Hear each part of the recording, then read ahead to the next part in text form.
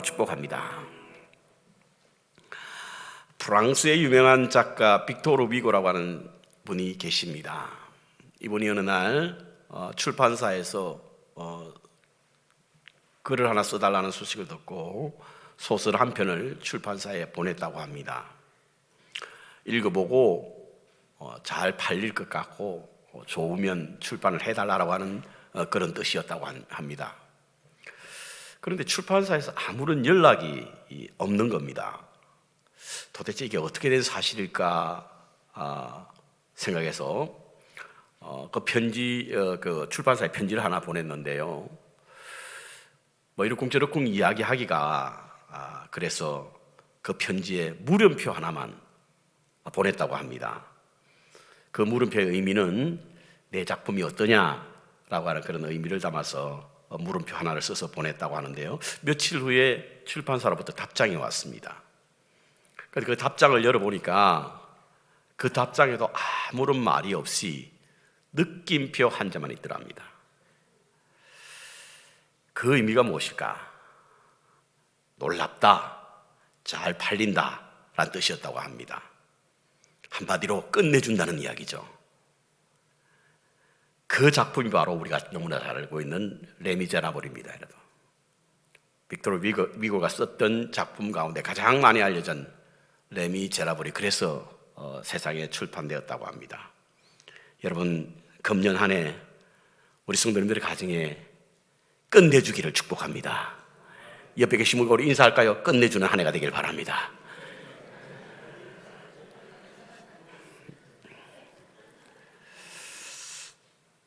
희망을 안고 새해가 시작되었습니다.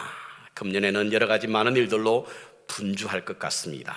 특히 우리 교회가 창립 50주년을 맞이하는 해이기 때문에 여러 가지 행사를 준비하고 있고 이를 위해서 바쁘게 움직일 것으로 보입니다. 어떻게 잘 될 것 같습니까? 모릅니다. 그렇죠? 왜죠? 주의 손에 달려있기 때문입니다. 주님의 손에 달려있기 때문입니다.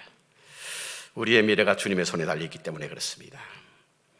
새해가 되면요, 점 보러 가는 사람이 참 많아요. 아니, 과학과 문명이 이렇게 발달됐는데도 왜 사람들은 점을 보러 갈까? 그런데 점집에 가는 고객 가운데 60%가 그리스도인입니다. 여러분. 그런 통계가 있어요. 왜 그렇죠? 미래를 알지 못하기 때문입니다. 장래를 알지 못하기 때문에 점집이 그렇게 성행할 겁니다. 미래를 알지 못하면 불안과 염려가 늘 우리에게 다가오지 않습니까? 그러니까 그 불안과 염려를 떨치기 위해서 점을 보러 가는 거예요. 뭐 간다고 특별히 나을 것도 없는데. 언젠가 들었던 이야기입니다만 공감이 가는 내용이라 함께 나누기를 원합니다. 어느 날 어느 교회를 섬겼던 집사님이 화가 잔뜩 나서 술집을 찾았습니다. 그 집에서 혼자서 막걸리 한 잔을 마시고 있는데요, 한참 마시고 있던 중에 어떤 한 분이 가게에 들어오면서 자신을 힐끗힐끗 쳐다보면서 자리에 앉더랍니다. 그 옆자리에 앉더랍니다. 그리고는 자신을 유심히 쳐다보더라는 거예요. 뭐 아는 사람 같지도 않고 또 자기에게 무슨 특별한 용무가 있는 것도 아닌 듯해서 그냥 무시하고 혼자서 막걸리를 마시고 있었다는 것이죠. 근데 시간이 좀 흐르자 이분이 다가와서는 자신을 뚫어지게 쳐다보면서 교회를 나가냐고 묻더랍니다. 이 집사님이 막걸리를 마시면서 교회를 나간다고 말할 수 없어서 고개만 끄덕였다는 거죠. 그러니까 이분이 하시는 말씀이 당신은 교회 나가지 않았으면 벌써 이 세상 사람이 아닐 겁니다. 왜냐하면 당신의 관상에 이미 이 세상 사람이 아니었다는 거예요. 이분이 소름이 끼쳐서 마시던 술맛이 싹 떨어져서 그것을 내버두고 교회로 가서 회개하고 나중엔 장로님이 되셨답니다. 우리의 미래는 누구에게 있다고요? 재수에 있는 건 아닙니다. 여러분. 재물에 있는 건 아닙니다. 권력에 있는 게 아니에요. 사람들의 힘에 있는 건 아닙니다. 학식이나 내 경험에 있는 건 아닙니다. 여러분. 주님의 손에 있는 줄로 믿습니다. 우리의 미래가 주님의 손에 있습니다. 여러분. 믿든지 안 믿든지 그건 확실합니다. 여러분들이 고백하든지 안 하든지 그건 확실합니다. 왜냐하면 우리의 미래가 주님의 손에 있는 여러 가지 이유가 있기 때문에 그렇습니다. 오늘 본문에 다윗은 나의 미래가 당신의 손에 있다라고 고백한 이 내용이 내용만 들어도, 제목만 들어도 우리 가슴을 설레게 하지 않습니까, 여러분? 내가 믿는 그 대상, 내가 하나님이라 부르는 그분이 우리의 미래라고 생각하는 것은 정말 가슴 떨리는 일입니다. 믿지 않는 사람들 도무지 경험할 수 없는 겁니다. 느껴지지 못하는 것이죠. 그래서 저는 새해 첫 주에 이 말씀으로 한 해를 열기를 원합니다. 2024년을 나의 미래가 주의 손에 있다라고 하는 말씀으로 한 해를 열 수 있는 은혜가 있기를 바랍니다. 본문의 저자인 다윗은요, 이 땅에 영원한 왕조를 연 사람입니다. 예수님이 다윗의 혈통에서 났지 않습니까? 그래서 사람들은 예수님을 부를 때 다윗의 자손 예수여 이렇게 부릅니다. 다윗. 구약에 600번 이상 나오고요, 신약에도 60번 이상 그 이름이 거명되고 있고, 심지어는 그는 하나님이 내 마음에 합한 자라고 칭찬할 만한 그런 믿음의 소유자였습니다. 그런데요, 이러한 화려한 그의 삶을 면밀히 들여다보면 남모르는 아픔과 고통으로 슬픈 역경 속에 파란만장한 삶으로 얼룩졌던 사람이 바로 다윗이기도 합니다. 2세 가정의 막내로 태어나서 부모와 형제로부터 인정받지 못한 외로운 청소년 시기를 보냈습니다.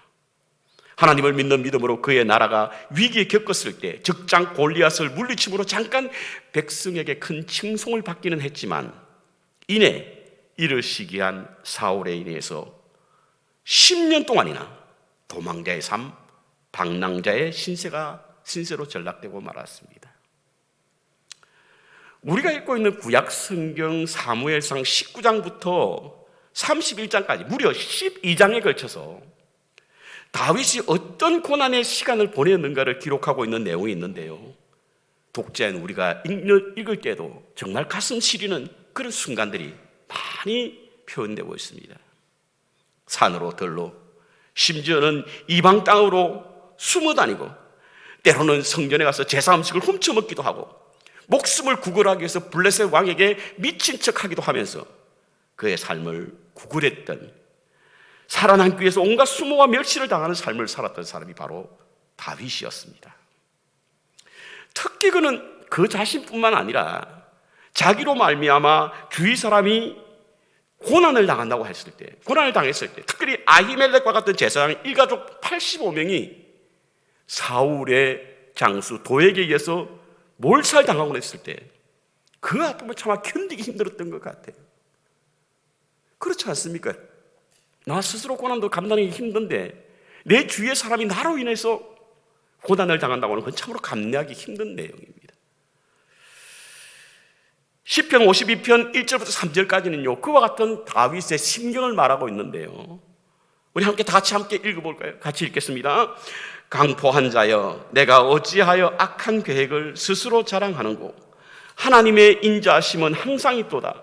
내 혀가 심한 악을 꾀하여 날카로운 삭도같이 간사를 행하는도다. 내가 선보다 악을 사랑하며 의를 말함보다 거짓을 사랑하는도다. 마치 울부짖는 도에게 한 행위를 보고 피를 토하는 듯 심령으로 그의 슬픔을, 그의 아픔을 표현한 것이 바로 이 말씀입니다. 이와 같은 시간을 보내었던 다윗에게 또 한 번 그에게 감내하기 힘든 고난의 순간이 다가오게 되는데요, 그것은 바로 다윗이 마지막으로 머물렀던 시글락이라고 하는 곳에서 있었던 일입니다. 그는 그의 목숨을 구걸하기 위해서 블레셋 군과 함께 연합군이 되어서 아말렉과의 싸움을 위해서 갔던 적이 있습니다. 자기의 처소를 비우고 자기가 살던 곳을 비우고 잠시 블레셋 사람과 연합해서 가기 위해서 그곳을 떠났는데요, 그 사이에 아말렉 사람이 쳐들어와서 자신의 모든 재산을 다 불태우고 사람을 죽이고, 심지어는 그의 부인인 아히노임과 아비가일 등을 부인과 여러 부하들의 부인을 잡아간 그런 일이 있었습니다. 그 소식을 들은 돌아와서 그 모습을 본 다윗은 얼마나 큰 시로에 빠졌는지, 사무엘상 30장 4절에 보니까 울 기력이 없도록 그는 크게 소리 높여 울었더라. 이렇게 기록되어 있습니다. 기자가 보니까요, 다윗이 얼마나 크게 울고 상심했는지 울 기력이 없이 소리쳐서 그렇게 울었다는 거예요. 어쩌면 자기의 인생을 저주했을지도 모릅니다. 어쩌면 이렇게 박복한 인생을 살았느냐라고 말할 수 있을 수도 있습니다.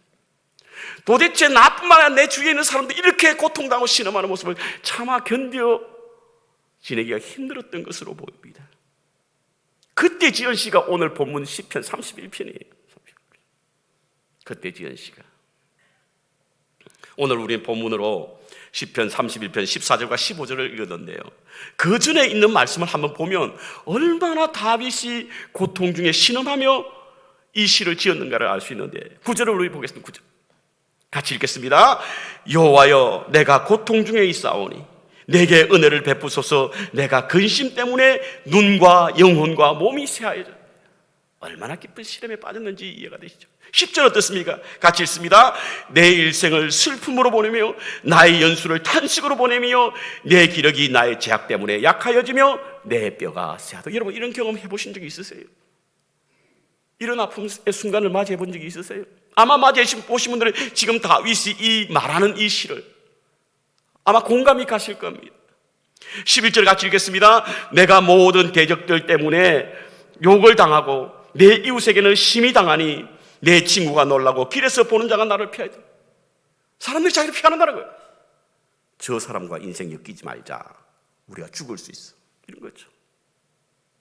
다윗의 심정이 이랬다는 겁니다. 12절 읽겠습니다. 내가 잊어버리마 됨이 죽은 자를 마음에 두지 아니한 같고 깨진 그릇과 같으니. 13절 읽겠습니다. 내가 무리의 비방을 들었으므로 사방이 두려움으로 감쌌나이다. 그들이 나를 치려고 함께 의논할 때 내 생명을 빼앗기로 깨어있나이다. 이게 지금 다윗의 현실입니다. 다윗의 삶이에요. 어쩌면 이럴 수가 있죠. 어쩌면 이와 같은 고통을 당할 수가 있습니까? 살이에 찬 사울의 눈을 피하여 보낸 지난 10년의 세월, 다윗은 영적으로 육적으로 몹시 지쳐 있었습니다. 그러한 그에게 두 아내가 빼앗기고 자기를 따뜻하게 맞아줬던 모든 사람들이 순환을 당하고 또 한 번의 시련이 찾아왔을 때 이제는 더 이상 견뎌내며 감당할 길이 없었기에 그는 이와 같은 시를 지으며 마치 심장을 찌르는 고통스러움으로 신음하듯이 부르짖는, 그래서 이 말씀을 읽는 우리에게 있어서 눈물을 훔치게 하는 장면이 바로 시편 31편입니다. 이와 같은 자신의 모습, 자신의 삶에서 일어나는 여러 가지 일들 때문에 고통감에 신음하던 그가 오늘 본문의 14절을 이렇게 말합니다. 14절에 그러하여도, 여호와여, 그러하여도 자신에게 주어진 일들, 되어진 일들 때문에 고통스럽고 신음하며 마치 그 괴로움에서 벗어날 수 없는 환경일지라 할지라도 나는 주께 의지하며 말하기를 주는 내 하나님이라 하였나이다. 왜죠? 15절에 보니까 나의 앞날이 주의 손에 있기 때문이다. 나의 앞날이 주의 손에 있기 때문에.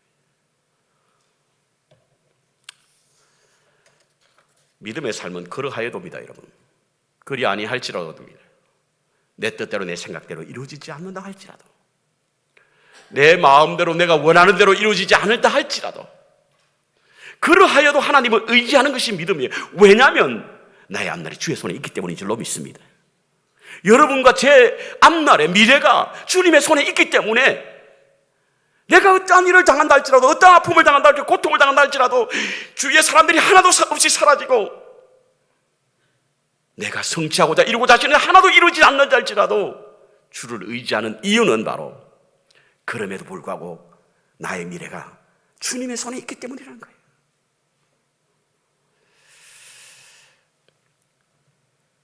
이 시대라고 하는, 미래라고 하는 해당하는 히브리어 에트라고 하는 단어는요, 정한 때를 의미하는 거예요. 정한 때. 우주 만사에는 정한 때가 있죠. 그래서 전도서 3장에 이 말씀이 있지 않습니까? 범사의 때가 있고 기한이 있으니 날 때가 있고 죽을 때가 있고 심을 때가 있고 심은 것을 뽑을 때가 있으며 죽일 때가 있고 치료시킬 때가 있으며 울 때가 있고 웃을 때가 있으며 슬플 때가 있고 춤출 때가 있으며 지킬 때가 있고 버릴 때가 있으며 전쟁할 때가 있고 평화할 때가 있다. 만사에는 이럴 때가 있습니다. 근데 문제는 그것을 우리가 알 수 없다는 거죠. 우리의 미래는 알 수가 없다는 겁니다. 언제 그와 같은 일이 벌어질지 알지 못하는 거죠. 인생의 시종을 알 수 없도록 하나님께서 우리 인생을 그렇게 만들었기 때문에 그렇습니다. 왜냐하면 그것은 하나님의 영역이기 때문에 그래요. 아직 펼쳐지지 않는 미래, 2024년, 우리의 미래는 주님의 손에 있습니다. 여러분. 우리의 미래는 주의 손에 있어요. 다윗은 지금 그것을 고백하고 있습니다. 그리고 오늘 읽는 모든 독자에게 이와 같은 고백을 하라고 우리에게 권면하고 있습니다. 우리의 미래가 주님의 손에 있다는 거죠. 그렇다면 왜 우리의 미래가 주의 손에 있는 것일까? 다윗은 무엇 때문에 자신의 미래가 주님의 손에 있다고 할 것인가? 그 첫 번째 이유는 바로 주님이 자신이 주인이라고 하는 믿음 때문에 그렇습니다. 로드라고 하는, 더 로드라고 하는 거죠. 주인이기 때문이라는 겁니다. 주인이기 때문에 우리의 미래는 주님의 손에 있다, 이겁니다. 히말리아에 살았던 한 현자의 이야기가 전해지는데요. 이 사람은 뛰어난 지식과 탁월한 어떤 식견으로 사람들의 마음까지 읽는 사람으로 그 동네에 잘 알려진 현자였습니다. 그래서 많은 사람들은 존경도 받고 많은 사람들이 그를 따르기도 했습니다. 그런데 그런 모습을 보던 어느 날 이 직구전 동네 불량배들이 찾아와서 현자를 시험합니다. 장난하듯. 자기 손에 새 한 마리를 가지고 이 등을 보이면서 현자에게 묻습니다. 내 손 안에 뭐가 있습니까? 현자가 그걸 보더니 새가 있구나라고 합니다. 그러니까 또 궁금해지기 시작해요. 그럼 이 새가 죽었습니까? 살았습니까? 현자가 살았다고 하면 꼭 눌러서 새를 죽임으로 말미암아 현자가 틀렸다라고 하는 사실을 알게 함으로 사람들에게 비웃음을 받게 하고, 그리고 살았다고 하면 죽었다고 하면 손을 펼서 그 새를 살림으로 말미암아 현자에게 웃음거리가 되게 하기 위해서 그와 같은 일을 벌인 거예요. 현자가 그걸 가만히 보더니 그 새의 운명은 당신의 손에 달려 있군요. 당신이 손을 꼭 쥐어서 죽일 수도 있고 살릴 수도 있으니 그 새의 운명이 당신의 손에 있다. 우리의 운명은 주님의 손에 있는 줄로 믿습니다. 왜냐하면 주님이 우리 주인이기 때문에 그래요. 저는 목회를 하면서 힘든 것 중에 하나가 무엇이냐면 바로 임종 예배를 드릴 때입니다. 도대체 우리 성도님들이 임종을 제가 가름할 수 없기 때문에 그렇습니다. 언제가 가장 적합할 것인가? 돌아가시기 한 2, 3일 전에 가셔서 임종 예배 드리시고 천국 환송 예배를 드리면 참 좋은데 그게 틀릴 때가 많아요. 임종 예배를 드리고 왔는데 5년이 지났는데 아직까지 살아계신 분이 계십니다. 근데 어떤 분들은 제가 도착도 하기 전에 돌아가신 분이 계세요. 왜죠? 저는 그분의 주인이 아닙니다, 여러분. 그러니 그 나라를 알 수가 없어요. 하나님이 주인이시잖아요. 우리 인생의 주인이 하나님이시니까. 혹시 여러분들이 금년에 이와 같은 일을 하겠다라고 세우신 계획들이 아마 있을 겁니다. 우리의 노력으로 되는 거 있죠. 그래서 때로는 우리의 계획대로 하나하나씩 이루어지는 분들도 계십니다. 근데 우리 인생을 한번 돌아보면요, 우리의 계획대로 모든 것이 이루어지지는 않습니다. 왜? 우리 인생의 주인이 하나님이시기 때문에 그래요. 내가 아니기 때문에 그렇습니다. 사람이 마음으로 계획을 세울지라도 그 발걸음을 옮기시는 하나님이신데 왜 하나님께서 발걸음을 옮기시는 대로 우리의 인생이 펼쳐지는가? 우리 인생의 주인이 하나님이시기 때문에 그렇습니다. 그래서 우리는 매일 예배드리잖아요. 하나님을 주님이라 부르지 않습니까? 주인이라고 부르지 않습니까? 사도행전에 보면요, 이방 성교의 문을 연 곳은 바로 예루살렘 교회가 안디옥 교회였습니다. 어떻게 해서 안디옥 교회가 이방 성교의 문을 열었을까? 사도행전 11장에 보면 주의 손이 그 위에 있었다, 이렇게 표현되어 있습니다. 주의 손이라고 하는 표현을 성령이라고 말하는 분도 계실지 모르겠지만 주의 손이라고 하는 의미는 바로 그들이 주의 손이 그들 위에 있었다는 것입니다. 그들의 주인이 되었다는 것이에요. 안디옥 교회 주인은 당시에 모여있던 헤롯의 젖동생도 아니고 마나인도 아니고 그리고 여러 가지 많은 초대교회 사람들도 아니라 주님의 일이었다는 거예요. 그래서 주님이 원하시는 일을 한 거죠. 바울과 바나바를 따로 보내어서 선교사로 보내기도 했고요. 주위에 가난한 사람들 구제하기도 했고요. 그러니까 비로소 사람들이 안디옥 교회를 향하여 그리스도인이라 불렀던 겁니다. 주의 손이 이끄는 교회가 되어야 될 줄로 믿습니다. 주의 손이 이끄는 인생이 되어야 됩니다. 왜냐하면 주님이 우리의 주인이시기 때문에 그렇습니다. 두 번째로 우리의 미래가 주의 손에 달려있다고 하는 것은 주님이 앞서가시는 분이기 때문에 그래요. 우리 인생에 앞서가시는 분이기 때문에 그렇습니다. 저는 지금도 이스라엘 백성들이 40년 동안 광야 생활을 마치고 가나안 땅에 들어갔다는 것이 이게 정말 불가사의한 일이다 생각합니다. 왜냐하면 성인 60만 명이라고 하면 아이들까지 합쳐서 한 200만이 된다고 보거든요. 오히려 200만 더 달, 300만까지 보는 사람이에요. 그들을 광야라고 하는, 특별히 미디안 광야, 시내 광야, 브엘세바 광야는요 사람이 살 수 없는 곳이에요. 신 광야는 살 수 없는 곳입니다. 그곳에 40년이 있었다라고 하는 사실, 그리고 약속의 땅으로 들어갔다는 사실, 도무지 믿어지지 않습니다. 여러분, 광야에 무슨 길이 있습니까? 등이 있습니까?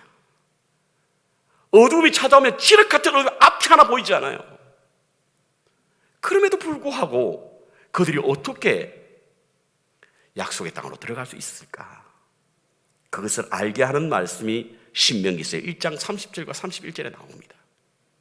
신명기서는요, 모세가 지나온 40년을 돌아보면서 앞으로 가나안 땅에 들어가게 될 세대를 향해서 자신이 살아왔던 그 경험을 통해서 얻어진 그 말씀을 설교한 내용이 바로 신명기서거든요. 그 신명기서 1장 30절부터 33절까지 이렇게 말합니다. 어떻게 그들이 가나안 땅에 들어갈 수 있었고 어떻게 해서 하나님의 땅, 하나님의 약속의 땅에 들어갈 수 있을까? 느보산에 올라가서 광야를 보면서 그는 이렇게 설교했습니다. 너의 앞서가시는 너희 하나님 여호와께서 너희를 위하여 싸울 것이며 사람이 자기 아들을 안음같이 너희를 안아서 목적지에 이르게 하시며 너희가 너희 장막 칠 곳을 미리 찾으시고 밤에는 불기둥과 낮에는 푸른 기둥으로 너희 길을 인도해 주시리라. 쉴 곳을 미리 찾았다는 거예요. 앞서가셨다는 거예요. 예수님께서 요한복음 14장에 내가 너희를 위하여 처소를 예비하러 간다라고 하는 말씀과 같이 하나님은 앞서가셔서 우리의 길을 인도하셨기 때문에 우리의 미래가 주님의 손에 있는 거예요. 이스라엘의 목자나 목동들은요, 양들을 그냥 치는 거 아닙니다, 여러분. 가고 싶은 대로 가는 거 아니에요. 반드시 양을 치기 전에 미리 가봅니다.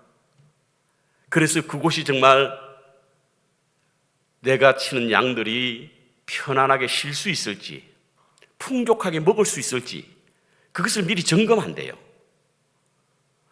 우리 목동이나 목자들이 칠 양들이 위험에 없을지, 일이나 늑대와 같은 공격을 받을지 않을지, 그것을 미리 점검한다는 거예요. 그래야만 양을 칠 수 있다는 겁니다. 왜냐하면 양들이라고 하는 게 성격이 고약하거든요. 조금이라도 외부에서 침략이 있게 되면 산산 흩어지는 것이 양들의 생리라고 합니다. 그리고 조금만 어려우면 뒤집어진다는 거예요. 그래서 양을 치는 목자나 목동들은 매우 조심스럽게 양을 치게 되는데요, 반드시 목자와 목동은 그래서 양을 인도하기 전에 먼저 가본답니다. 여러분. 이것을 터득한 사람이 누구냐고요? 다윗이었어요. 다윗은 청소년 시기에 양을 쳐봤지 않습니까? 양을 쳐보면서 그가 생각했던 것이, 마치 목자가 하나님과 같구나. 내 인생의 목자가 하나님과 같구나. 미리 가셔서 우리의 길을 다 여시고 우리가 실만한 곳이 있는지, 목마르지 않는 곳이 어디 있는지, 이리와 양떼로부터 보호할 수 있는 곳이 어디 있는지. 그래서 그가 지은 시가 바로 다윗의 시편 23편입니다. 여호와는 나의 목자시니 내가 부족함이 없으리로다. 나로 하여금 푸른 초장에 누이심에 실만한 물가로 인도하시도다. 내가 비록 사망의 음침한 골짜기라도 될지라도 해를 두려워하지 않을 것은 여호와께서 나와 함께 하심이라. 주의 지팡이가 막대기가 나를 안위하시나이다. 내게 평생의 선하심과 인자하심이 정녕 나를 떼니 내가 여호와의 집에 영원히 거하리로다고 고백할 수 있었던 것은 바로 하나님이 미리 가셔서 내가 쉴 만한 곳, 내가 그곳에 누일 만한 곳, 마실 만한 곳, 때로는 우리 인생에서 음침한 골짜기 다닌다 할지라도 하나님은 나를 보호하시기 위해서 미리 알고 계시는 하나님이에요.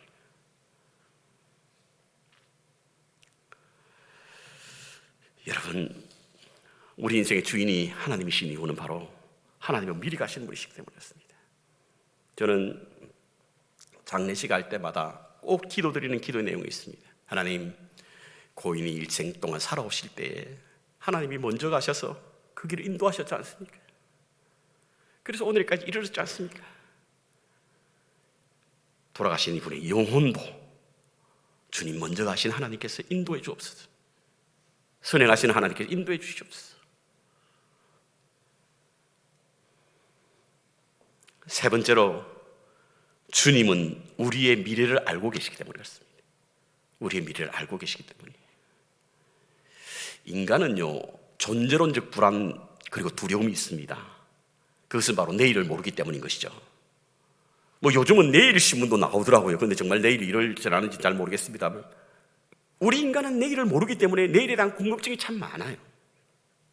아무리 궁금증이 많아도 우리가 문제는 바로 두려움이 있는 것은 바로 내일을 모른다는 겁니다. 그런데 하나님은 아시죠. 지난번 새벽기도 시간에 그 톨스토이의 사람은 무엇으로 사는가라고 하는 이 소설을 잠깐 설명해 드린 적이 있는데요,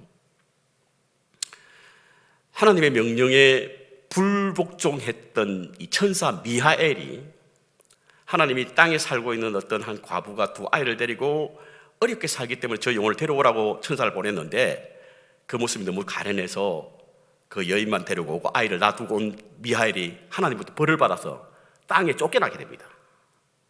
그러면서 하나님께서 그 미하엘 천사에게 세 가지 질문에 대한 답을 가지고 오면 다시 하늘로 올라올 수 있게, 다시 천사가 되게 하겠다 했는데, 그 중에 하나가 뭐냐면 사람이 무엇을 모르는가입니다. 두 번째 질문이 사람이 무엇을 모르는가. 그런데 이 미하엘이라는 천사가 알게 되죠. 어디에서 구두수순하는 자기 일하는 곳에서 비로소 인간이 무엇을 모르고 지내는가를 알게 됩니다. 어느 날 이 미하엘이 일하는 구두수선방에 귀부인이 하나 찾아와서 1년 동안 신어도 떨어지지 않을 강한 신발 하나를 만들어 달라고 부탁하고 합니다. 그런데 그 다음날 아침에 그 귀부인의 하인이 찾아와서 그 신발을 만들 필요가 없다고 합니다. 왜냐하면 어젯밤에 그 귀부인이 돌아가셨다는 거예요. 그때 이 미하엘이 느꼈던 것은, 사람은 자기의 미래를 모르고 사는구나. 저는 뉴저지에 있는 큰 대형 교회를 섬겼던 청기다가 은퇴하신 목사님께서 한 번은 저희들 모임에 설교를 하시면서 이와 같은 말씀하시는 것을 듣고는 참 오랫동안 기억이 나는 것이 있는데요, 그분이 큰 대형 교회를 하니까 많은 분들이 그 교회는 아무 걱정도 없고 그 교회는 아무 문제가 없을 것 같습니다. 안심하고 목회할 수 있을 것 같아서 참 좋겠습니다. 이러니까 그분이 하시는 말씀이, 아닙니다. 저도 마치 살얼음판을 걷는 것과 같이 목회하고 있습니다. 우리 인생을 모르잖아요. 모르지 않습니까? 그런데 아시는 분이 계십니다. 그분이 바로 우리가 부르는 주님이십니다. 주님 알고 계세요. 저는 어릴 적에 종종 제 친구가 되는 개미를 보면서 하나님과 저의 관계를 생각할 때가 있습니다. 저희 집에는요, 방에는 이 장판이 깔려 있었는데 장판 끝자락에는 이 텀이 있습니다. 그런데 그 자리에, 이 가장자리에 개미들이 일렬로 줄을 서서 요즘은 없죠. 옛날에 그런 것도 많이 있어요. 길을 가는 거예요. 가끔 이제 감기가 걸리거나 몸이 아파서 집에 누워있을 때 그 개미가 친구입니다. 그래서 그 개미를 지나가는 모습을 보고 이렇게 쳐다보고 있었는데요, 한 번은 짓궂은 생각이 들어서 그 개미 앞에 요만한 돌멩이 하나를 얹어 놓았습니다. 근데 그 개미는 그 앞에 돌멩이가 있는지 모르고 가는 거예요. 저는 거기에서 하나님과 제 관계를 보게 되었습니다. 우리의 인생의 미래는 모릅니다. 어쩌면 돌이 우리 앞에 주어져 있을 수도 있고요, 계곡이 우리에게 주어질 수도 있고, 그리고 뜻하지 않는 여러 가지 일들이 우리 앞에 주어져 있습니다. 근데 우리는 모르고 그냥 가는 거예요. 누구는 안다? 하나님은 아십니다. 마치 제가 개미가 지나가는 길에 위에서 높이 보니까 저 멀리 있는 모습도 보듯이 하나님은 높이 계셔서 우리의 과거와 현재와 미래를 보고 계신다는 겁니다. 알고 계신다는 거죠. 그래서 신학에서 중요한 하나님에 대하여 우리가 말하게 될 때 하나님은 우리의 과거의 하나님, 현재의 하나님, 미래의 하나님이라고 말합니다. 과거도 하나님에게는 현재고, 현재도 현재이며 미래도 하나님은 우리에게 현재라고 하는 거예요. 이것이 바로 우리가 이해하는 하나님이십니다. 우리의 미래를 알고 계신다는 거예요. 우리는 모르지만, 그래서 우리의 미래가 주님의 손에 달려있는 줄로 믿습니다. 우리의 미래가 주님의 손에 달려있는 것은 미래를 하나님은 아시기 때문에 그렇습니다. 요한계시록 21장 6절에 보십시오. 나는 알파와 오메가요, 처음과 나중이라. 시작과 끝이라는 이야기입니다, 여러분. 내일 일은 난 몰라요. 하루하루 살아요. 불행이나 여행함도 내 뜻대로 못해요. 험한 이 길 가고 가도 끝은 없고 고네요. 주님 예수 발레미사 내 손 잡아 주소서. 내일 일은 난 몰라요. 장래일도 몰라요. 아버지여 날 붙드사 평탄한 길 주옵소서. 우리 인생이 이와 같지 않습니까, 여러분? 근데 이 영어 이 원어에 보면 좀 더 세밀하게 우리 인생을 말하고 있는데요, 원문에는 이렇게 있습니다. 내일에 대해서 날 몰라요. 하루하루 살아요. 내일의 햇볕으로부터 빌려 살지 않아요. 그러면 내일의 햇빛이 회색이 될 수 있으니까요. 내일에 대해서 걱정 안 합니다. 예수님이 말씀하신 것을 알기 때문입니다. 나는 오늘 그분 앞에 길을 걷는 것입니다. 그것은 바로 주님이 우리의 앞길을 아시기 때문입니다. 우리의 앞길을 아시기 때문에 우리는 그분의 옆에서 걸을 것입니다. 우리 이 찬송 같이 한번 불러볼까요? 같이 부르겠습니다.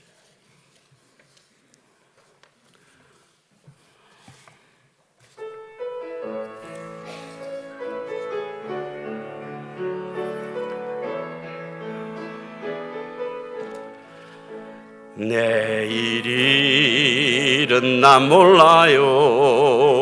하루하루 살아요.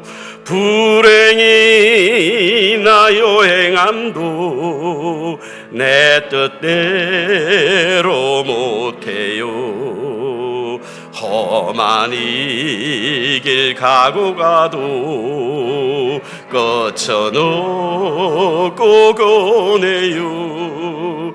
주님 예수 발레미사 내 손 잡아 주소서. 내일 일은 난 몰라요. 장래일도 몰라요. 아버지여 날 붙드사 평탄한 길 주옵소서. 내일 일은 난 몰라요. 내일 일은 난 몰라요. 장래일도 몰라요. 아버지여 날 붙드사 평탄한 길 주옵소서. 새해가 시작되었습니다. 세계 정세는 여전히 불안합니다. 경제는 안개 속이고요. 곳곳에서 예상치 못했던 자연재해와 범세계적인 전염병이 아직도 도사리고 있습니다. 그래서 새해에 대한 어떤 기대보다는 염려가 많습니다. 이는 우리에게 다가올 미래를 예측할 수 없는 것에 대한 불안과 예측 가능한 것에 대한 두려움 때문에 그렇습니다. 하지만 염려할 필요가 없습니다. 노예 상인으로 살다가 풍랑 속에 죽음의 위기 속에 살았던 어메이징 그레이스의 작사자 존 뉴턴은요, 그리스도의 사전에는 절망이라는 단어가 없다라고 하는 말로 우리에게 희망을 주고 있습니다. 하나님이 우리 인생을 만들어가기 때문에 그렇습니다. 대신 우리는 주님을 만나야 합니다. 철학자 케러 케고로는 성경의 교훈을 겸손히 받아들여서 인간은 절대적 하나님을 만나야만 불안에서 극복할 수 있다라고 말하고 있습니다. 왜냐하면 우리 인생의 주인이 주님이시기 때문에 그렇습니다. 우리보다 주님은 앞서가시기 때문에 그렇습니다. 우리의 미래를 아시는 분이시기 때문에 그렇습니다. 그러므로 우리의 미래를 주님께 맡기시기를 바랍니다. 마태복음 6장에는 너희가 염려함으로 그 생명을 잠시도 연장할 수 있느냐, 그런즉 너희는 그의 나라와 그의 의를 구하라, 그리하면 이 모든 것을 너희에게 더하게 하시리라. 이 말씀으로 새해를 승리하시기를 주님의 이름으로 축원합니다.